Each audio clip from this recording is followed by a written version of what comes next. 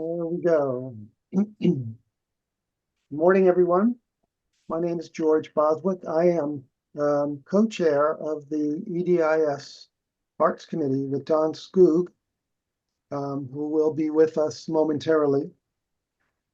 And we are presenting on Dickinson and music as part of the communities for EDIS. We are the arts community, which is embodied in the Arts Committee. And Don and I are presenting on Dickinson and music. And since we are both composers, we're going to hog the presentation, our first presentation, with composers, because composers love to talk about themselves. And that's what we're going to do in the presentation. Should I mute everyone? I'm getting some noise. Yes, it's probably best to mute everybody. Okay. How do I do that?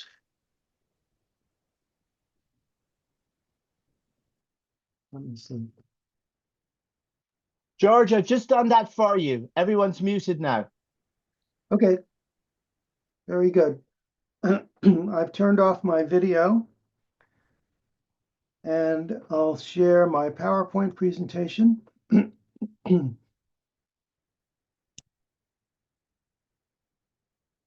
Okay, can everyone see this? No, I don't see it. Wow. Okay, hold on. Oh, sorry, George, it may be because you have made me the host. So now I need to give just you, a second. you got it. Okay. There it is. Oh, you got it. Yeah, you got it, right? That's got it. Okay, here we go.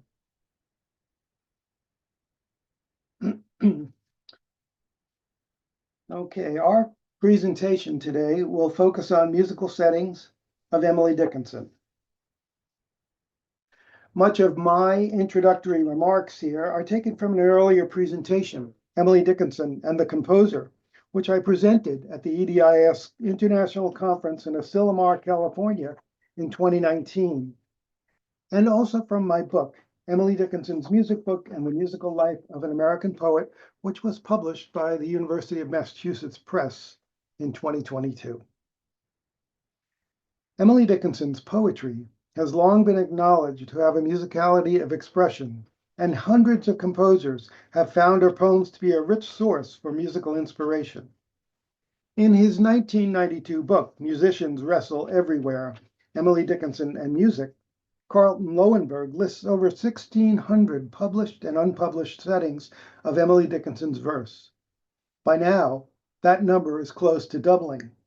It is abundantly clear that the musicality of Dickinson's verse continues to attract composers of all generations and styles. And as those composers delve more deeply into the context of Dickinson's life, new levels of engagement and interpretation have emerged. Johnny Guerra, in her essay on Dickinson's adaptations in the arts and the theater, she notes that Dickinson's vivid imagery, her word sounds, and her engaging rhythms are consistently cited by composers as what attracts them to her poems. The earliest settings cited in Carlton Lowenberg's book include those composed in 1896 by composer Etta Parker, and in 1897 by composer, organist, and founder of the American Guild of Organists, Clarence Dickinson, no relation. A list of composers in the first 2 decades of the 20th century tells us that at least one of Dickinson's poems, If I Can Stop One Heart from Breaking, was popular with composers. Beginning in the 1920s with settings by Arthur Farwell and Ernest Bacon, interest in Dickinson was taking a serious foothold with major composers. Bacon set 67 Dickinson poems and Farwell set 40. As new editions of Dickinson's poems came to the scene, Dickinson was given major visibility by a new generation of composers. By the 1930s and 40s and into the 1950s, more and more concert composers were coming to Dickinson's poetry. By the 1980s, it would seem that nearly every composer could lay claim to at least one Dickinson setting. The most well-known settings, of course, are those composed by Aaron Copland, who, according to Copland's own account, was attracted to Dickinson's folk-like and unconventional qualities.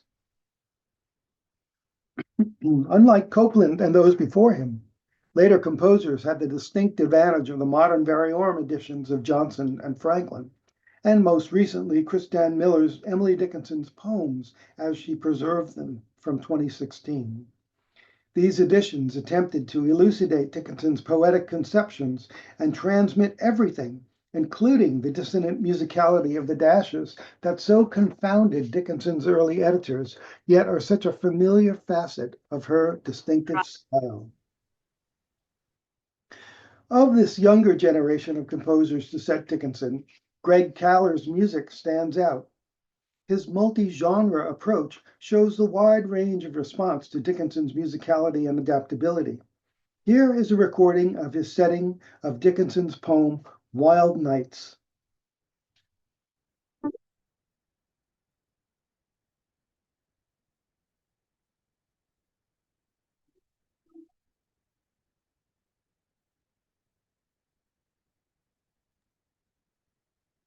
George, we can't actually hear that.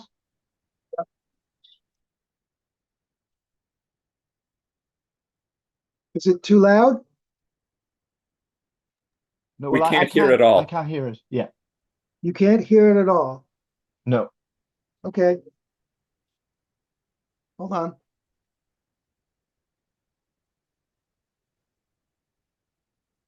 And let's see.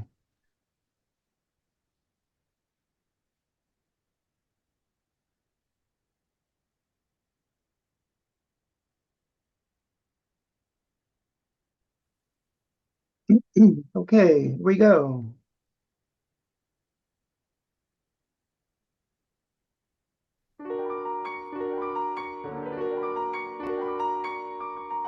Wild nights, wild nights, were I with thee, wild nights, should be our luxury.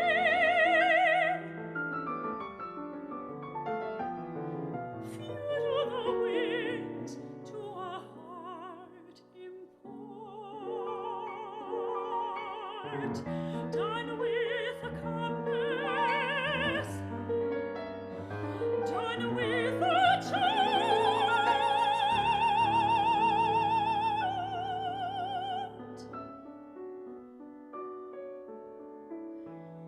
rowing in Eden on the sea.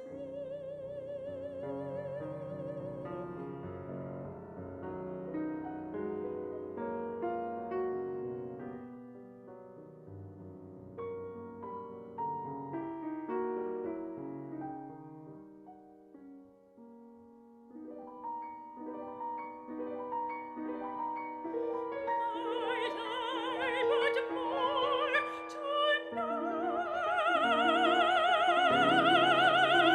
tonight in thee.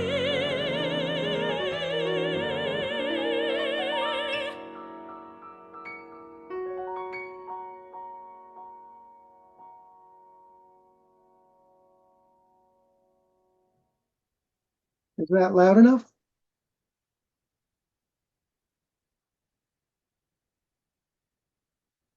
Yes, George, yes. Okay, alrighty, I'll continue. Composer Michael Tilson Thomas looked to both the poems and the mind of Emily Dickinson for his inspiration.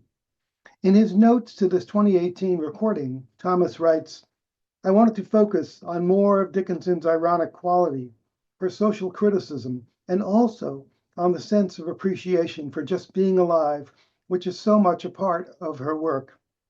In his setting of Down Time's quaint stream, the composer evokes a sea shanty, rolling and pitching us along on Dickinson's seafaring take on the eternal voyage, with no map in hand and no end in sight.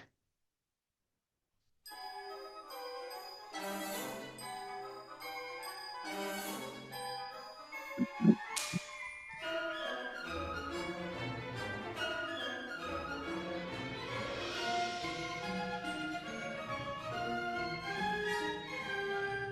time's great stream without it more, we are in forces but a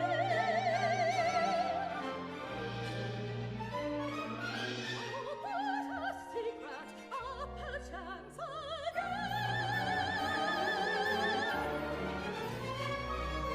What's deep aboard in cover breeze? What would ride without a surety from the wind? Or escape to love the tide? La la la la la la la la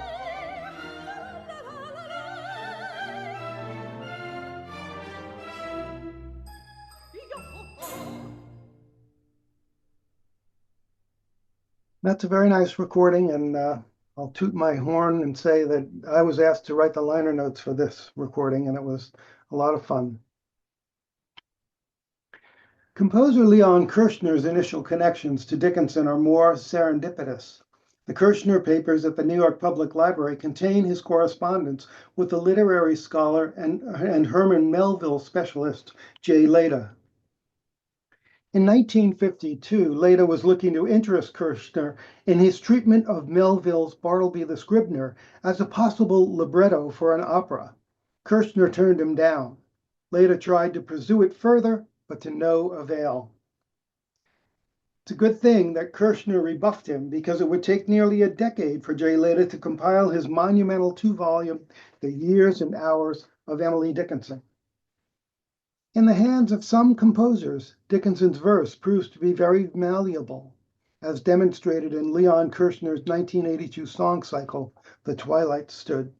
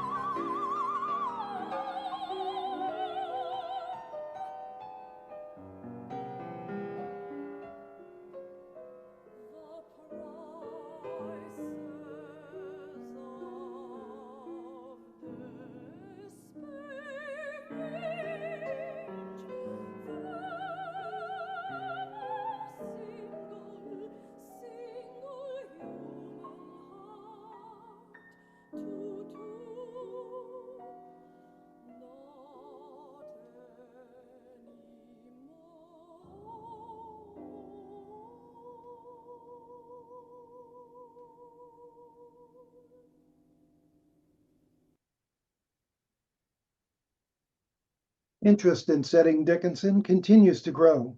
In the last 2 years alone, the number of practitioners in the arts who have set Dickinson in some way or been inspired by her poetry is expanding literally by the minute. One such setting is the Andrew Bird Phoebe Bridges setting of Dickinson's poem, I Felt a Funeral in My Brain.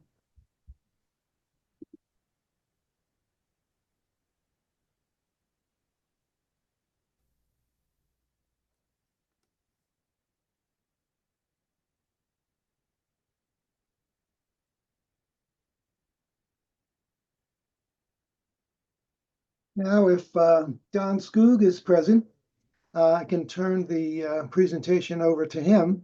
Don, are you here? I am here. Can you hear Great. me? Yes. So Don is going to begin his part of the presentation by talking about one of my settings that got a wonderful performance by his group, the Dickinson Ensemble. And then he's going to talk about his piece and also setting Dickinson. and drawing parallels between music and poetry.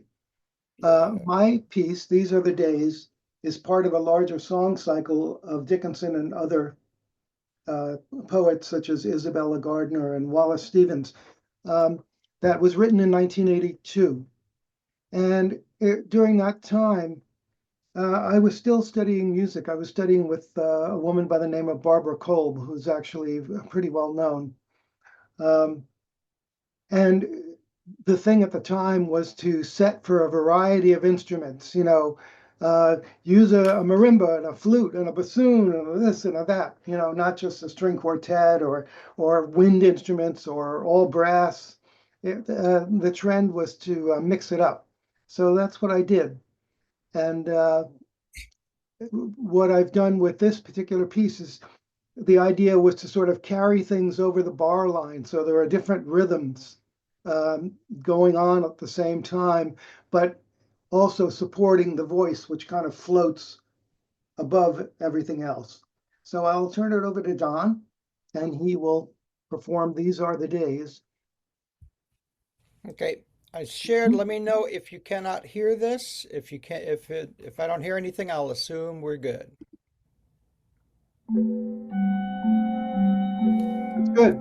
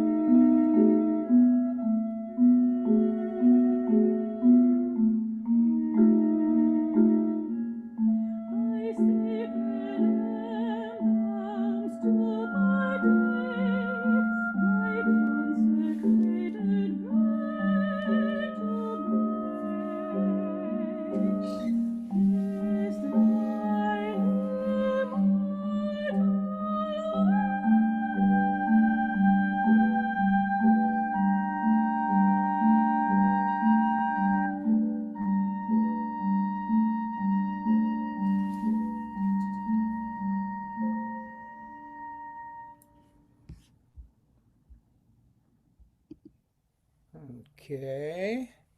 So first of all, I have to say, George, the ensemble loved playing that piece. Great, So they thank thought that you. was really, really fun. So my apologies for being late. My sister lives east of Los Angeles, and there was a chance this morning that she was going to have to evacuate her house. So I was monitoring that. Disaster is averted for the moment, so I'm here. Wow. Finally. So my apologies for that. So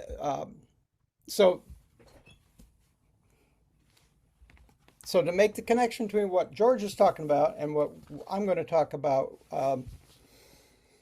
is that transition was great. So my compositional story is I've always been obsessed with two things, music and literature. And it's funny because most of the time those two have run in parallel, and I never really thought that much about combining my literature world with my musical world until I began to get into Emily Dickinson. My first Emily Dickinson international convention was in Paris. And one of the things that surprised me there was how many musicians there were and how much music was being written and performed for Emily's work. And that got me sort of creating, as I was reading her work, it was so obviously musical that I sort of naturally began to set the poems to music, and I actually started the Emily Sings project long before I realized it was actually going to be a project. As the poems started to collect, as the songs started to collect, I began to think, well, what am I going to do with this? How am I going to perform this? So the first thing I thought was to put together an ensemble, and you just saw that ensemble, so that they could perform my work rather than relying on other people to, writing the music and then trying to get someone to perform it. I thought I'd just get a group and do the performances myself, which I can guarantee you is the fast track to sleeping in your car. It's expensive, but it's also guaranteed that you can get what you want from the music. So that's how the Dickinson Ensemble came about. And then as we started to work, I started to explore some of the other pieces that are written. There's tons of them, obviously. And we've already recorded 5 poems by Emily Dickinson by Ernest Bacon, which is up on YouTube, 3 movements from the Copeland song set, and 3 songs after Emily Dickinson by William Seidman, which is for cello and soprano, and then Emily's Images by Vivian Fine, which is for flute and piano. Here, let me call this up. And so what came out of this, there we go, is Emily Sings, which is an 11 movement. Let's make this full screen. Yes, I can never find this thing. There it is. It's an 11 movement chamber suite based on a compositional and organizational concept that utilizes the similarities and differences between musical and prosodic time. So poetical time, prosodic meter, is the iambic pentameter, for instance, and the rhythm, the counterpoints that flow against the meter. And musical time, which is not the same, which is the meter, which is indicated by the time signature, 4/4 time, and rhythm and the notes and rest perform within each measure, right?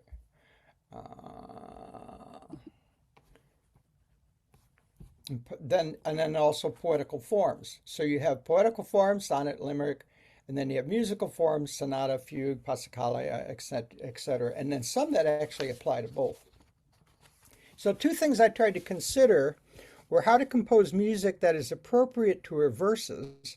I wanted to create a vocabulary that Emily herself would recognize, if not approve of, and how to create an organizational principle that would connect the various movements. In Beethoven's time, there were set movement structures. Sonata, for example, it's a set number of movements, and everyone did them more or less the same way, and the movements were connected or were unified by key relationships. In modern music, this has been cast aside without really being replaced. So a lot of the times, and I have been guilty of this, and I've noticed other people being guilty of it, where since there's no unifying principle anymore, you'll find composers taking various pieces and just putting them together and calling them a suite. And so one of the things I wanted to try and do was find some way to integrate, to make it integral, that the whole work would have some kind of underlying structure that would make sense. So this approach focuses on the correlations between poetical form and song form, and between the accentual syllabic verse and musical meter. So to connect a poet's understanding of prosodic meter and rhythm, or poetical time, to the musician's understanding of musical meter and rhythm, or musical time, requires a form of translation. In poetry, the meter is in the line form of the poem, iambic pentameter, for instance, and the rhythm is in the combinations of metric feet within each line, the prosodic as opposed to musical counterpoints that create variation in the flow of words.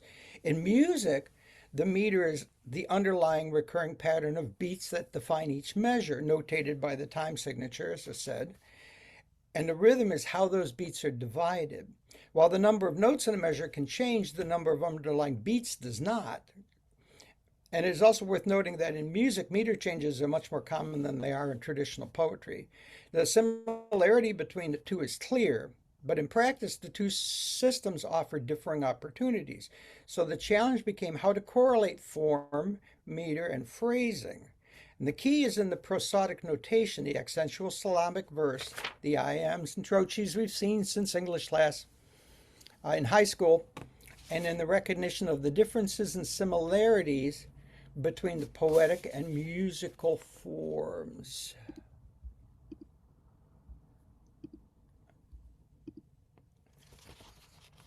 Right, so I was singing scansion. Let's go back. Vocabulary, so music, phrases. Where's the scansion? There we go. So as we all well know that Emily Dickinson wrote many of her poems in hymn tune or common measure. Right, so in scansion, in poetical notation, it's notated this way. In musical notation, I wound up notating it this way. So even though it's the same thing, it's like a completely different map over the same terrain. One map might be a political map, another map might be a geographical map. They look completely different, but they're covering the exact same terrain, right? So this is what I'm going to do short excerpts of each of these pieces. This is how I translated the scansion into musical notation, or into music, into notes.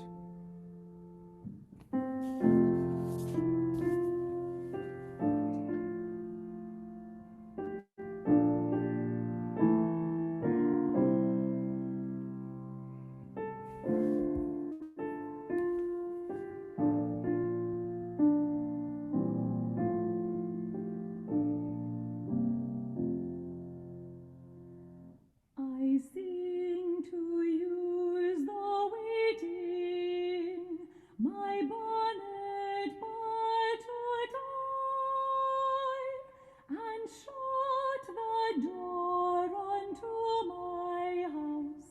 No more to do have I, till his best step approaching, we journey together and tell each other how we sung to keep the dark away. Okay. So another way to apply these ideas is to juxtapose the musical and prosodic meters separately.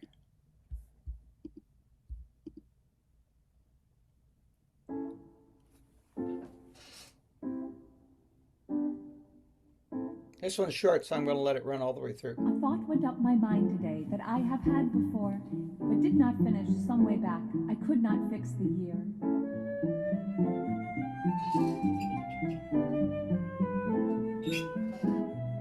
Nor where it went, nor why it came the second time to me, nor definitely what it was, have I the art to say.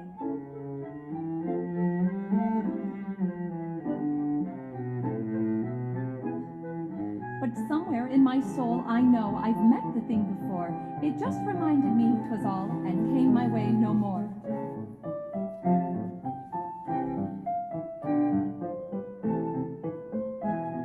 A thought would up my mind today that I have had before, but did not finish some way back. I could not fix the year.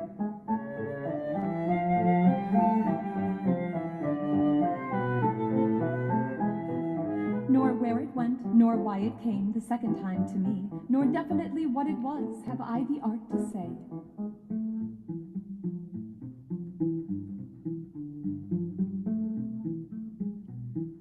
But somewhere in my soul I know I've met the thing before. It just reminded me 'twas all, and came my way no more.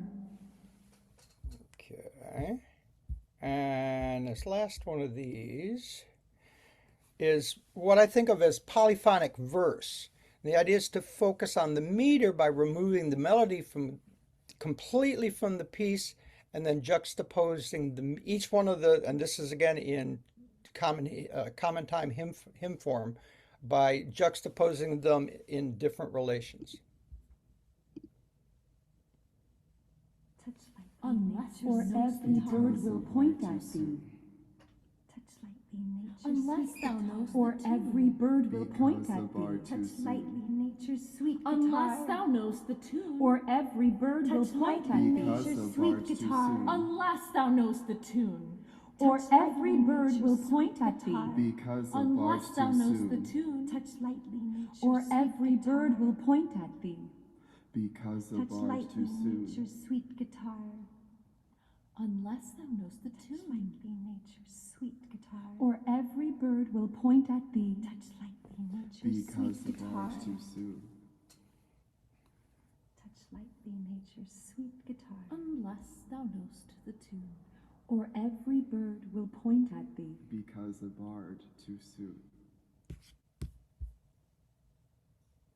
Okay. So that, let me post up. I will post up. So the first half of Emily Sings is up on YouTube. I'm going to post the link into the chat if any of you would like to see the whole first half. And so we've just recorded the second half, and I want to play one movement from that approaches the rhythm and meter in polyphonic verse, again, just like that, but also including overlapping melodies as well. So let me call that up.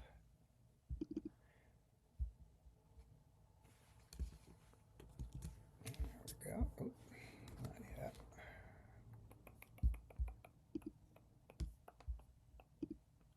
There we go.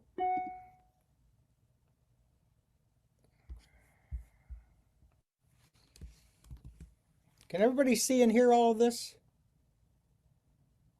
Yes, Okay, Yes. here we go. great. Yeah. One- Yes, yes. So this one I like one. This proves that music can be weird without being atonal.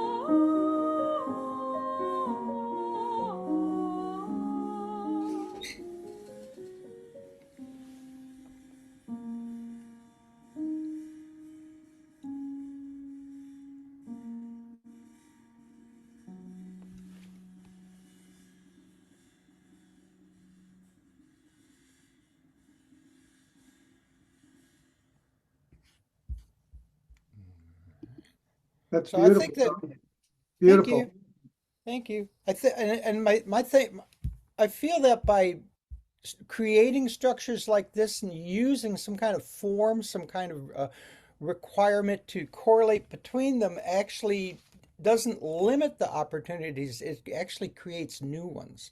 And I feel like the music coming out of this based on this sort of compositional practice is basically limitless. There's just so much you can do with it. So, shameless self-promotion time. This group is getting ready to, we're in the middle of producing a CD DVD packet of Emily Sings, and we're also going to produce an LP. So you're going to be hearing from us, pleading from me if you are interested in this music to purchase a copy so that I can pay back the recording engineer. Anyway, so two more projects. One I'm calling Emily's Voice, which uses the Dickinson ensemble again, but we're also adding a soprano, alto, SSA vocal ensemble to the project. So far, I have two movements, one based on Bloom Upon the Mountain, and another is There Is a Morn by Men Unseen. And the goal for these works is to take the Dickinson ensemble into high school and colleges to do residencies that combine the literature department and the musical composition departments to work together cross boundaries. So, and the other thing that we're just getting started on now is an opera. And the idea with the opera is called War Between the Houses, based on obviously the battles between the various characters. And it would expand the Dickinson ensemble to include 3 male voices as well, and also add a violin. The other thing we're getting ready to work on, it's been accepted, is George and I are going to present at the Taiwan International Convention called Ecologies of Song, where we want to explore the range of musical possibilities of one Emily Dickinson poem can elicit by examining various settings of the same poem, looking for how musical settings change the meaning of the poem, and also how the poem affects the way that the music is composed. So all this stuff is all super structured, yada, yada, yada. So I want to end with one more piece, which blows all of this, everything I've just talked about, completely away. So the goal in this one, what we did in a March 3rd concert was, there we go, I gave my soprano 4 Emily Dickinson poems, and then we went out and played. There was no rehearsal for this. So this is what jazz musicians refer to as performing without a net. So this is what we called Emily Improvises. We'll probably never do this again because I don't think it'll ever come out quite the same way. So here is the exact opposite, completely free form.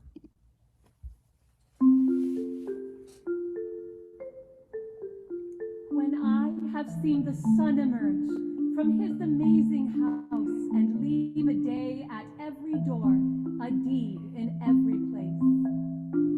Without the incident of fame or accident of noise, the earth has seemed to me a drum, pursued of little boys.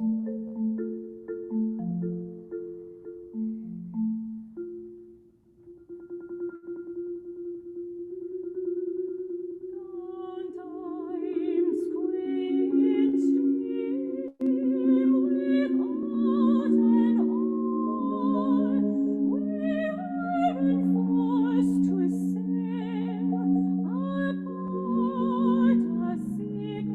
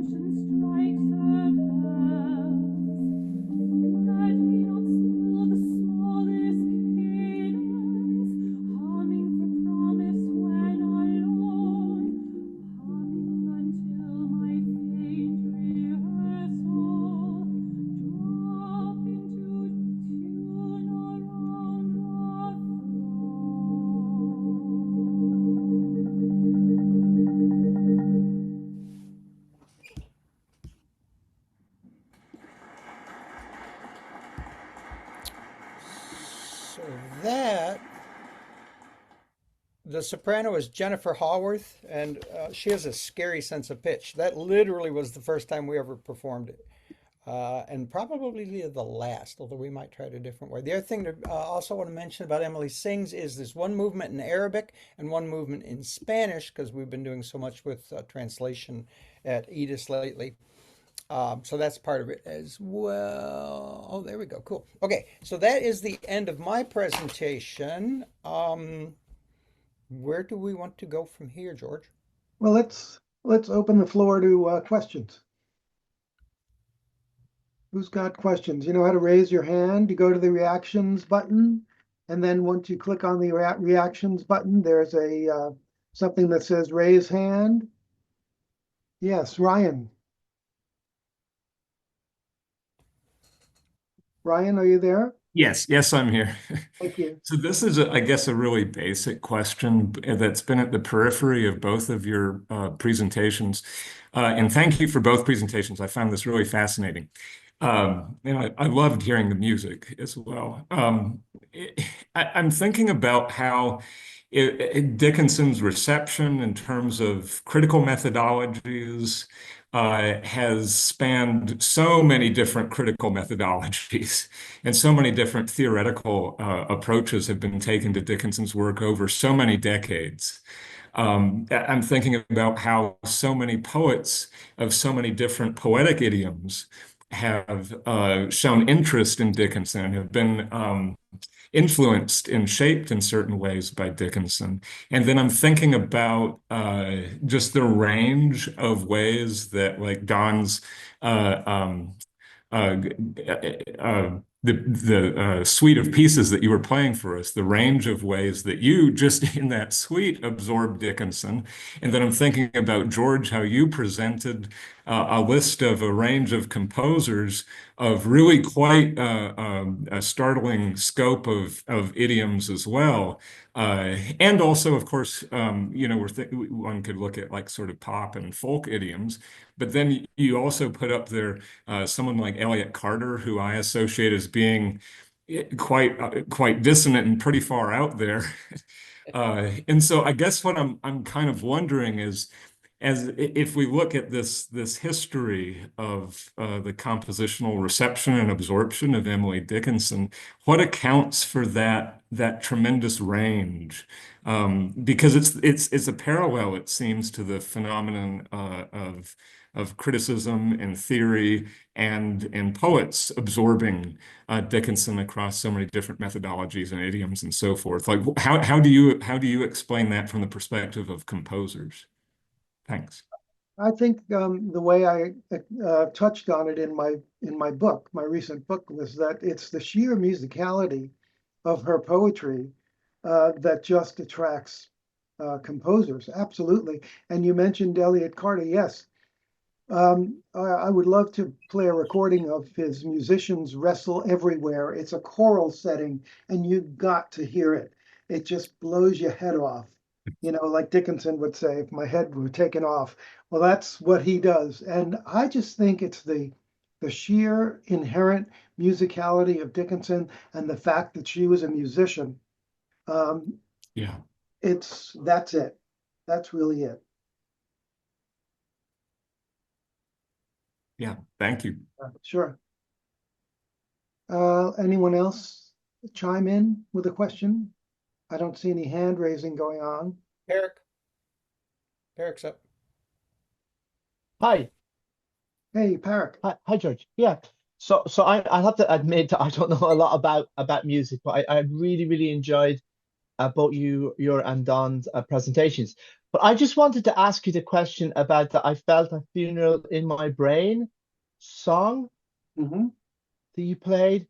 I was actually I was really blown away by that. Yes. And could you say a little bit more about that?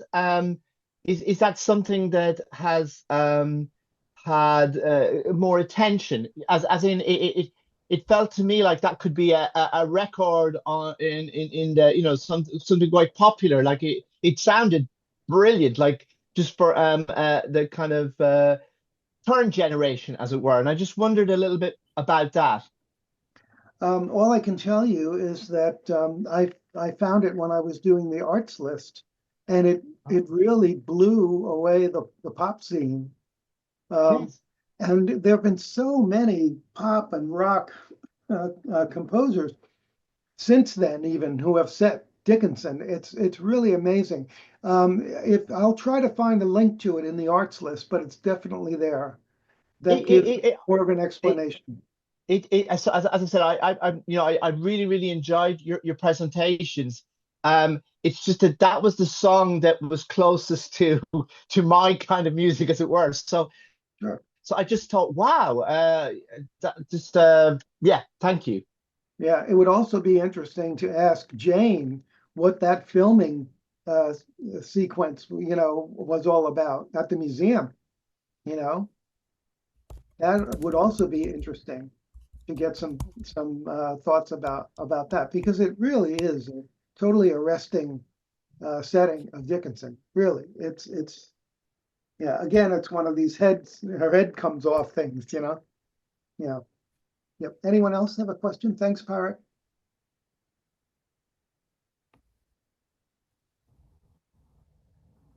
No other questions? Okay, I've got another question. I've got another Okay. question. Okay. Um, so again, I don't know very much about music, but I was just wondering, how do you work through, like when you're composing, um the the meter that Dickinson uses? Like, could you say a little bit more about that? Because that's something that I'm quite interested in, the idea of Dickinson and sound. And then, how do you, when you're composing, like what factor, like how do you take that into account when you're composing? Like, is it, I suppose what I'm trying to say, is it stifling to have sometimes that kind of continual beat that sometimes some of our poems um match to? And Well, I would say for me, um, I'll tell you the truth.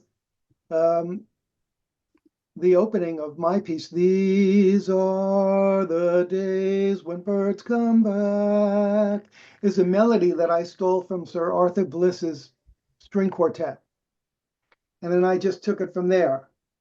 And I must have sung it one day against the Dickinson text, and it just fit like a glove.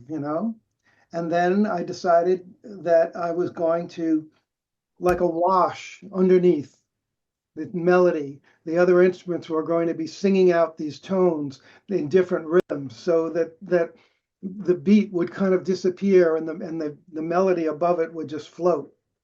And that was my intention. And it all started when I heard that little snippet of a string quartet by Sir Arthur Bliss, and I just expanded it from there.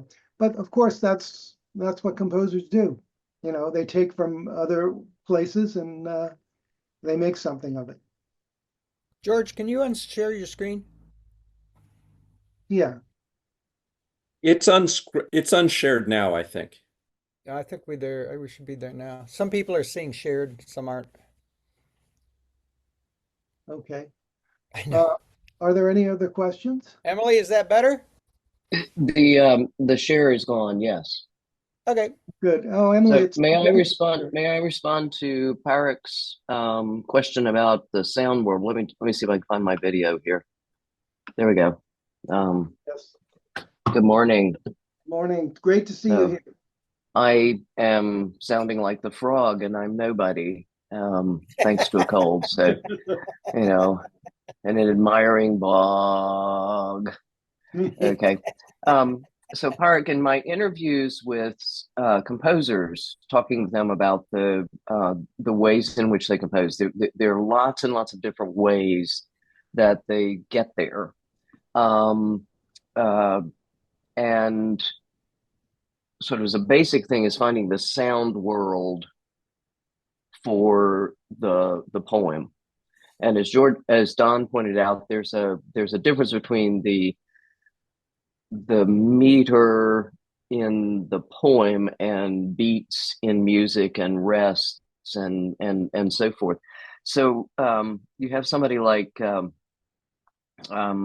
Leo Smith, who wrote the um, lines onto the musical score and then began finding the notes. And he said it was like he and Dickinson were composing together. Or you have Alice Parker, who would choose a poem, and she would never set a poem that didn't already resonate in some way with her. And she would never actually sit down with the score until she had committed the poem to memory, had walked around the house reciting it to herself, dancing to it, getting a feel for it, and so forth and so on. And when she composed, she always had a particular instrumentation and vocal sound in mind. So, for example, going all the way back to the settings that she did for Robert Shaw, she knew the singers in that in that ensemble in the chorale, and she knew their voices, and she was hearing in her head the voices of those singers, and then working out of that, and so it's or you have someone like Greg Smith, who started with melody and then worked in the text. And in fact, he and his wife, Roz Reese, who sang Leo Smith's settings for the early recording, the 1999 recording, were constantly arguing. They were married, by the way, constantly arguing over which was more important, the text or the sound. And when I interviewed Greg, I asked him about one of the settings in Emily's Autumn, which is a really lovely work. And I commented on there was a change that happened in the song at a particular spot, and it seemed to me appropriate to what was happening with the words at that point. And I said, was that what you were thinking? He said, no, I just really needed a B section. At which point Roz said, "Oh, Greg, stop it." So there's a kind of instinctive process that's involved, but I think that finding one's way and working with other musicians. I know, Don, you said you work with other musicians and that they bring to the process a collaboration as well. So and that and we haven't even I haven't even started talking about the pop musicians. That Trailer Bride's setting of Hope is the Thing with Feathers. If you haven't seen that video, go on YouTube and find it. The Thing with Feathers, by the way, is a marvelous touch. And Sophie Liebrandt, who was with us in Maryland, has an entire album of Dickinson songs, and also of Emily Bronte. And her first language is Swedish. Even the wife of the former Prime Minister of France has an Emily Dickinson album. So if you look at Georgie's discography, which is on the Commons, you'll find a number of different recordings and types and instrumentations and so forth and so on. So the short answer is you find the sound word. The longer answer is a lot of it depends on the composer's process and the way in which he or she or they arrive at that composition. That's a really interesting. So it's a three-way. It's a three-way combination, right? So it's Emily in conversation with the composer in combination with the group. So Duke Ellington, one of the reasons that they used to say Ellington was so good was that he would write, say, a solo for a specific saxophone player. It wasn't just a saxophone player. He would give that solo to the guy that he thought would play it the best. When I write, I've got Jenny in mind for the melody because I hear her voice in my head most of the time anyway. And all of the other people in the group are so strong that they look at what I write and then they think about how they can render it the best way for their instrument, because obviously the cellist is better at cello than I will ever be. And not only do they improve the quality, but they also bring something of themselves to it. So, and it's a little like jazz. I guess it's true for classical too, is that every time we perform this stuff, it's different because each of the artists, each of the musicians is bringing something else to it. And I think it kind of changes the meaning of the words. And when you have different performers, different voices, that also changes. As Parker often said, it's the notes on the page are just notes on a page. Correct. It is in the performance that all of that unfolds. Yeah, the I've got notes it. There's a great story that I heard with Leo Smith when he was debuting his song cycles. And he had three of them, and he and Roz were getting ready to do the first performance of them. And Roz looked at the program, and in the program there was he had done a setting of "I Cannot Dance Upon My Toes," and in the program the words were there. Leo always wanted the words to be there for the audience to hear, and Roz realized there were several lines that were in the program that were not in the piece itself. And she ran over to Leo and said, "What's going on?" And he opened up the book and he looked, and so he wrote a bridge, which he then inserted into the piece. Now, what's wonderful about it is it's right at the moment where the speaker realizes she has no gown of gauze, no ringlets for my hair. So there's this moment of hesitation, like, and though I have no gown of gauze, no ringlets for my hair, and it fits. So I mean, there's some of the process is entirely accidental or meant to be, depending on what sort of Calvinist you are, if you are a Calvinist of any kind at all. Well, and you're absolutely right. The notes are just little black dots on the page. So musicians are super, that's what I'm looking for, not jealous, but we're possessive of the quality of the sound. So choosing the musicians to play it is one of the most important aspects of it. I know a friend of mine, Edgar Meyer, the bass player, says he always hates it when other people play his music because it's not going to be as good as when he plays it because he wrote it for himself. So when I pick musicians, we go through a long process of, is this the right voice to fit? Because if you bring in a voice, every voice that you bring in or every instrument that you bring in brings that musician's personality into it as well. And it can be either wonderful or it can be your worst nightmare. Greg Smith chose his singers not by their individual voices, but by the way they blended into the Greg Smith singers. And so when you hear his settings, the blend is very much a part of that. And his ensemble is really the only one I know who's performed things like Charles Ives, and they also perform some of the Elliott Carter settings, Libby Larson, the really difficult stuff. But he was looking for a blended sound so that these voices came together in a particular way.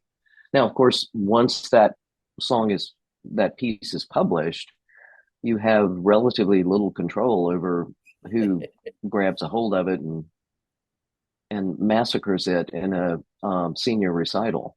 Absolutely correct. And that's one of the interesting things. So for all of the words people here who are all going, yeah, I don't really know much about music. What's interesting is that this brings a completely different performance aspect to Dickinson's work, actually to any poet's work, is how is it rendered?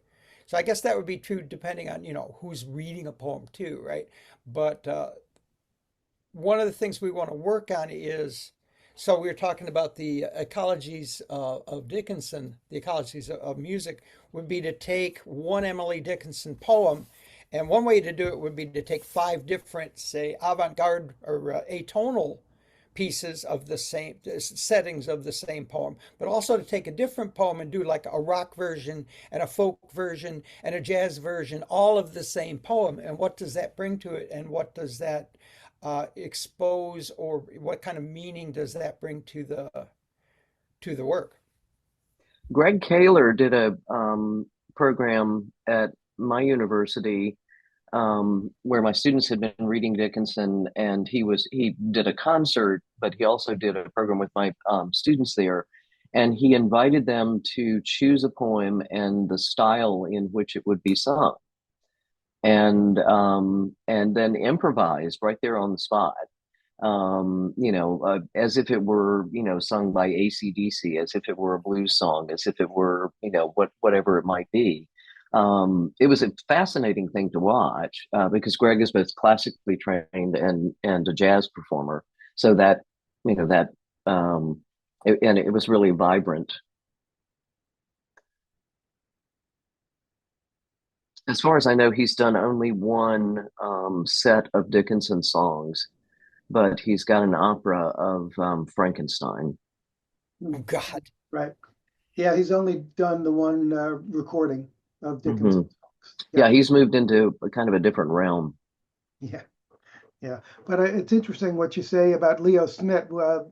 We have his manuscripts at the New York Public Library, and I remember having a wonderful conversation with Leo in my office, and he was just so effusive about everything you can possibly imagine. Dickinson and his piano playing with Copland and his tour of Russia. And, it was just one of those magic moments. Yeah. He was a true Renaissance man. Yes, he was. And about Greg Smith and his wife Roz, the singer, they just seemed to be up to the minute in terms of who was writing what. And as soon as they wrote it, they performed it. It was a wonderful era. Yeah. Yeah. Any other questions, comments? Well, we have about 10 minutes left. So George, tell us about your opera. Did you talk about it before I got here?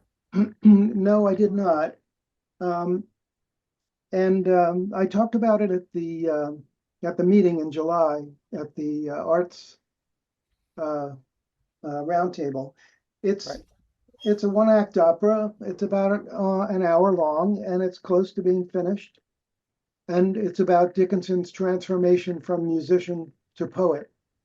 And it's for, the whole family is involved, and the cast of characters, Bowles and Higginson and all those people are involved. And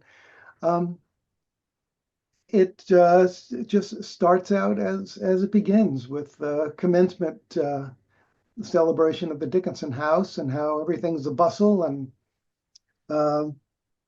all the expected characters are there, Lavinia and Austin. It just goes through, in the space of an hour, there's about 13 vignettes that goes through Emily's entire life.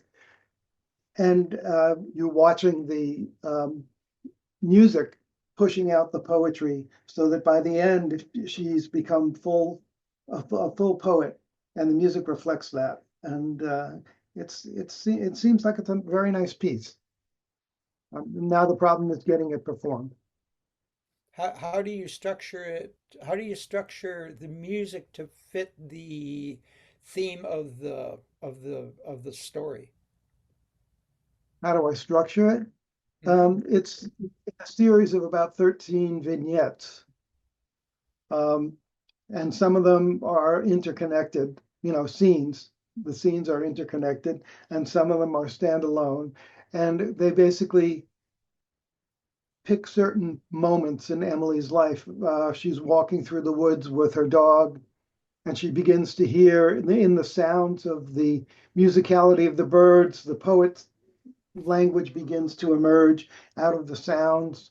And very much like in the Phoebe Bridges setting, as she's singing, the words are going to appear above on a screen up above. Oh, that's a good idea. Yeah. Yep. Of course, would it be?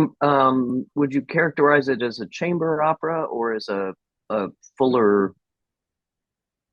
Yeah, it's a chamber opera. Okay. It's a chamber opera. Small orchestra and a bunch of soloists, but then there's sort of the the commencement scene of the Dickinson house. So there's quite a few extras floating around, and there's choral settings as well as arias and duets and things like that. That sounds like fun. Yeah, it is. It has been fun. That's been really great. I've kind of sampled music of all the Dickinson poems that I've set. I've kind of brung most of them together and put them into this opera. So it kind of spans my own, 40 years of setting Dickinson, I guess. So the libretto is from the poems and the letters? Yes, I've written the libretto myself. And it's not the first time I did. For my graduate thesis at Hunter, I wrote an opera on Scott Fitzgerald's short story Babylon Revisited, and I wrote that libretto myself. So I think this works. You and Carlisle Floyd. Yeah, how about that? Floyd. There you go. That's right. Well, his librettist left him high and dry, so he ended up writing Susanna. Yeah. The libretto for Susanna, and it turned out rather well. Yeah. Oh, that's a beautiful. May we shift to another question that I know Park had? Yes. And Dan, this is the part you had me cut out of my review. Park, after the performance of the Emily Sings in Amherst this summer, you asked me why we had been asked to hold our applause until the end. And I remember. I think I gave you a quite insufficient answer to that question. The short version was, well, it's customary to wait until the end in a classical performance, but really, if you have something like Emily Sings or a piece that has a narrative, thematic, musical arc, it is absorbed along the way, and with the moments in between in ways that allow the audience to kind of process that. And if you interrupt with applause, it kind of disrupts the appreciation, the absorption of that arc, the emotional experience, which is really different for every listener. And an example I would give is that if you think about some of the great, well-known opera arias, for example, La Donna Immobile from Rigoletto, La Donna Immobile, da da da di da. That's a knock 'em out aria in a gala, but in the opera itself, it's being sung as the Duke has just come downstairs from having raped a girl, and it has a really chilling effect. And then at the end, there's a reprise of it as the girl is dying, and you hear him inside the tavern with singing the same song and about to take another woman to bed. So that arc of the story, the narrative, the involvement, and so forth is part of why that happens. That sometimes audiences can't resist. They feel the need to respond in some way. But I think that to me is the more important reason. It's not just that it's customary for us to sit on our hands and wait for the music to finish. It is that in order to hear and absorb, we need to let the entire piece take its course. And Don, in your piece, from the beginning to the end, with the singer, the performers, the musicians walking off the stage one by one, with the echo of that last line as they're saying it going off, is a very effective way to wind that up. So to get there, we kind of have to allow the whole piece to be taken in. Right. It disrupts the flow. Right. So if you think of, like, if you go to a jazz concert and there's the one guy in every audience that has to clap after every solo, right? It's like you have the sax solo. This guy's got to clap. Everybody claps. Well, that destroys the beginning of the next guy's solo because they're already going through the chords. they don't stop going through the chords. So this poor guy now has to start his solo in the middle of the chorus, right? And because and there's some people are just like, oh, I got to clap after every solo. You don't. Right. At the opera, occasionally there will be one. You think of the Queen of the Night aria from Magic Flute, right? And they're going to clap after that, right? And that's kind of built into it, right? So Mozart kind of knew that that was coming, and so they had that set up. But you literally don't have to. It's really nice to be able to listen to the flow of the whole piece without the interruptions. So it's a good question. So anyway, Thank Tarek, you. I Thank you. apologize for answering for not fully answering your question. But your explanation now is brilliant, and that does. As I said, I'm not a musical person, so I don't know. I don't attend operas or things like that, so I don't know. But that's fascinating. That's very insightful for me. So thank you. Thanks, Emily. Yes, thank you. Thank you, Emily. It's wonderful. It's great to have you here. We have any It's more only questions? because we were iced out of services this morning. So Yes, yes, I understand. Are Yeah, you trapped in your house? we are not. It's melting. They're supposed to do the installation tonight. We're getting a new cantor at our temple. We have a new cantor, but her installation weekend is this weekend, and the ice and snow that hit yesterday forced everything online last night and this morning. And then tonight, there will be a gathering where they will do the actual installation, both in person and via Zoom. But so my plan all along had been to be there, not here. Then again, I may not be there because I sound like a frog. Well, we're glad you're here. we I'm are. glad to be here. All right, it's almost 11:30. It's 11:29. I think we can wrap this up. This was really wonderful. Thank you, Don, for your presentation, and thank you, everyone, for your wonderful questions. And George, thank you, George and Yeah, Don. Thank you. This has been brilliant, enlightening. Thank you so Sure. much. Yes. Could someone advise me how to save the chat? Oh, I can do that. Hold on. Okay, if you can go ahead and do it, Don. Don't do any. Wait a minute. Reading chat. Hold on. I have the chat. You got it? Okay. Yep. All right. Well, thank you Okay. all so very much. And George, wonderful. Yes. you're planning to do something with this recording and post it on YouTube? Yes. Well, it'll be posted on YouTube and it'll be password protected. It won't be YouTube. It'll be the Dickinson site somewhere, and it'll be password protected because we have all these commercial recordings and scores and things like that hold copyright. So we'll figure out how to do it. Actually, George, just one other thing. You might want to edit it as well, because there was a part of the beginning where certain language happened that maybe you want to get rid of. Oh, I missed the good part.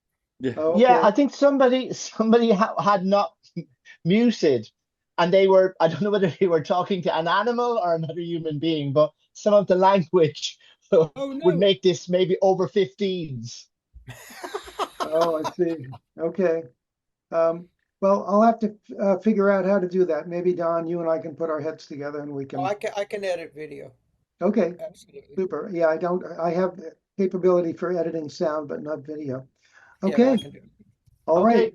This was Thank great. you Thank all. you all. Everyone. Thanks again. Bye. This was Thank great. you. Yep. Thank you all very much. Okay. Bye. Bye-bye. Thank you. Bye-bye.